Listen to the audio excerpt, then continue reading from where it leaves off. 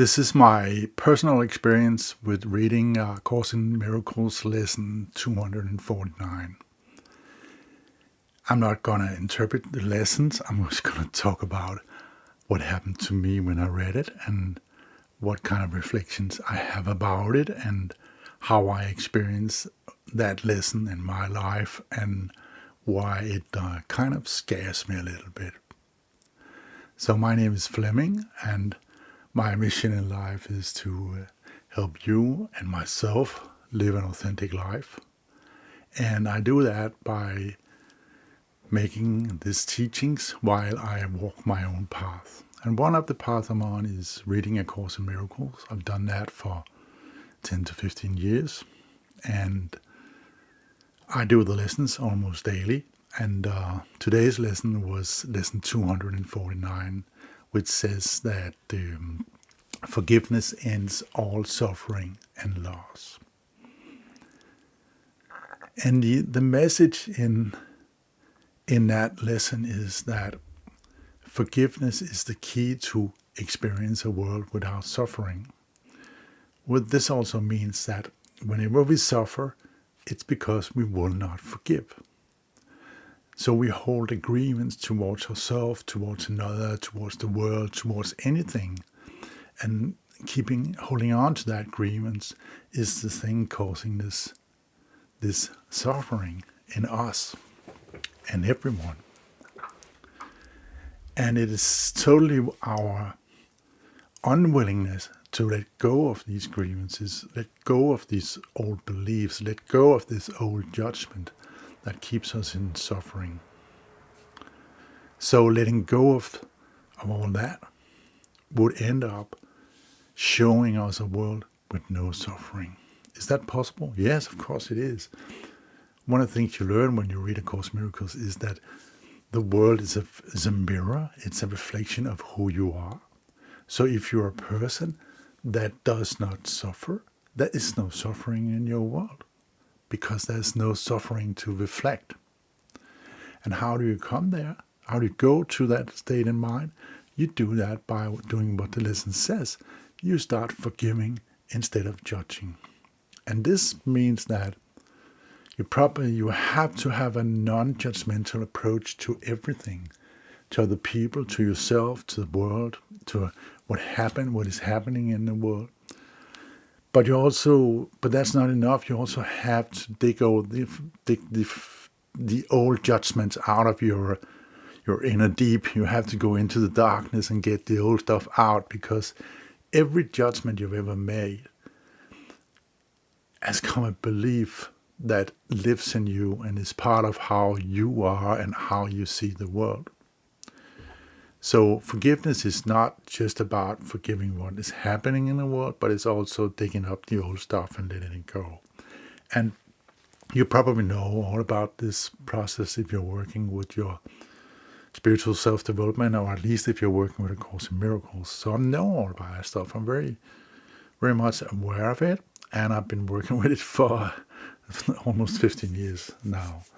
And so that's not what freaked me out. What freaked me out about this lesson was how much I do not want to go into that experience of that world where there is no suffering.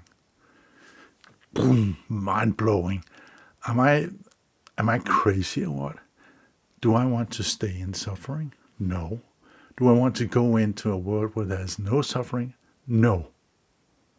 So there's a paradox. There's something wrong. And then I dug into that, and it turns out that I have a picture, an idea of, that an awakened mind, an awakened world is boring. And a world without suffering, and a world where everyone is living in the peace of God, feeling the joy of being just living, and, being grateful all the time. It's a boring world from my perspective. I'm sure that's not true. But that's my perception. So remember, this is totally me now, totally me. And so I had this really negative reaction towards, you know, forgiveness. And this is not new stuff. I've had it for a long time, but it's very clear now. I have to cope with it. I have to figure out what's it all about. And then I remember I had a dream last night. And it was totally a dream that prepared me for this lesson. So somebody is manipulating with me. So I hope it's my spirit guides or the Holy Spirit. And thank you very much for that. I will probably someday be able to understand what it's all about. But currently, it just freaks me out. Because in this dream, I was traveling from one part of Denmark to another part. I'm living in Denmark, and Denmark is not a huge country. I can go to anywhere in Denmark by car within 3 hours. So I live in kind of in the center of Denmark, and if I go and sit down in my car, and I can drive to the first part of Denmark in 3 hours, no problem. But in this dream, I was traveling like 4 days on a ferry from one part of Denmark to another.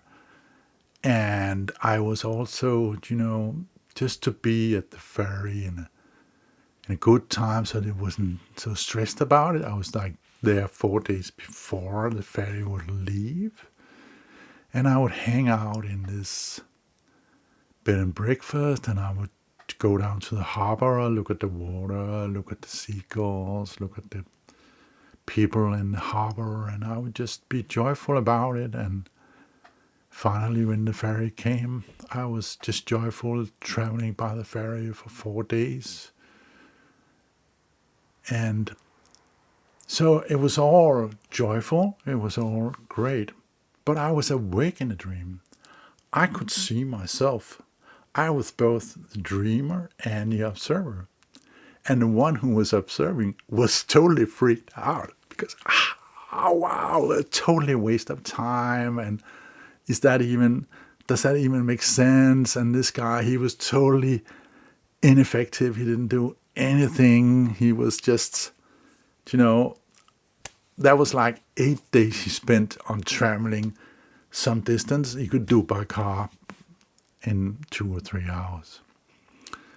So there was something wrong here. And of course, this dream was designed to trigger my fear of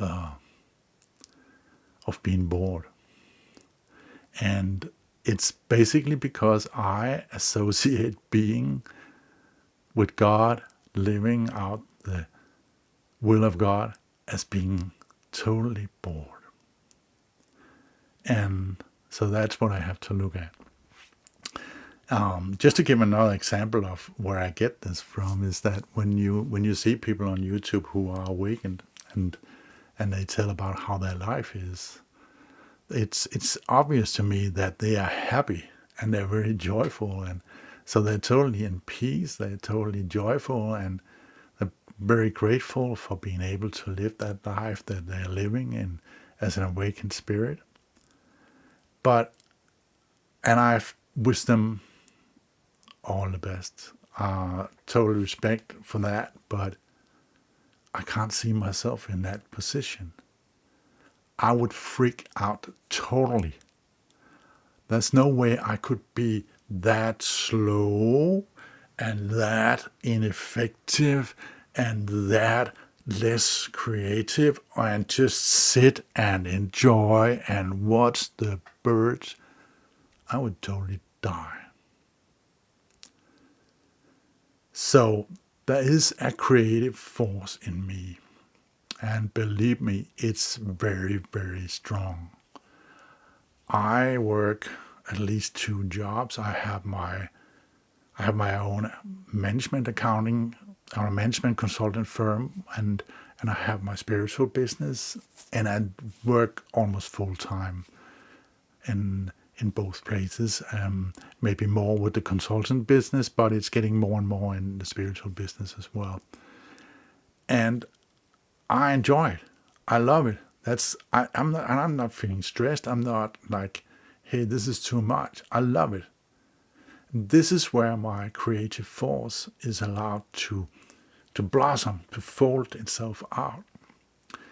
And I have this idea or this belief that if I have success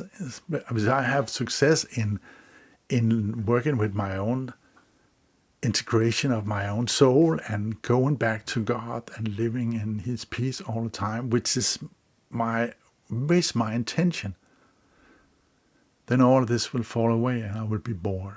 But I think it's wrong. So that's the essence of today's reflection for me, is that I think it's being peaceful and full of joy and gratefulness and still being creative and doing the will of God's will, which is to do probably exactly what I'm doing now. So the reflection that came up, the realization that came up is, I'm already doing it. I'm doing what I'm supposed to do. I've changed my life completely to work in this way I'm working now. I listen to God every day. I ask God about everything. Whatever I do, I ask permission. I ask guidance. I ask for the Holy Spirit to be there for me, and I ask for my spirit guides to guide me. And I'm happy, and I'm feeling great. I still have projections. I still have old beliefs. I still have forgiveness to do. But I pretty much think that my version of living the awakened life is pretty much living the way I do now, but with more peace, more joy, more for gratefulness. But I don't think I'm ever going to be bored. So that was just my reflections. I don't know if this was helpful for anybody, but thank you for listening, and maybe I'll see you again on the next one. Bye.